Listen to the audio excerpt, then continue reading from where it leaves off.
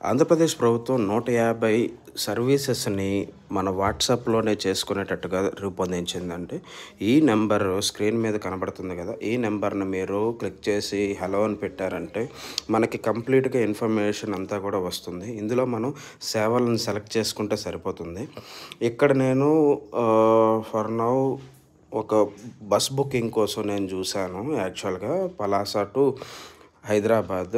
కానీ ఇప్పుడేంటంటే సర్వీసెస్ లేవు అని వచ్చాయి కానీ, ఇదైతే మాత్రం చాలా అద్భుతంగా ఉంది కంప్లీట్‌గా. ఇదొచ్చేసరికి ప్రతి సర్వీసెస్‌కి కూడా ఒక్కొక్క లింక్ ఇచ్చేసి, మరి ఎక్కడికి వెళ్ళకుండా ఈ ఒక్క నంబర్ తోటే మనం అన్నీ ఇన్ఫర్మేషన్స్ అంతా కూడా మనం చేసుకోవచ్చనమాట. తెచ్చుకోవచ్చు కంప్లీట్‌గా. Even MRO related, revenue related ఏవైనా డాక్యుమెంట్స్ గానీ, ఏం కావాలన్నా కూడాను one stop, one window kind of thing అనమాట ఇది కంప్లీట్‌గా.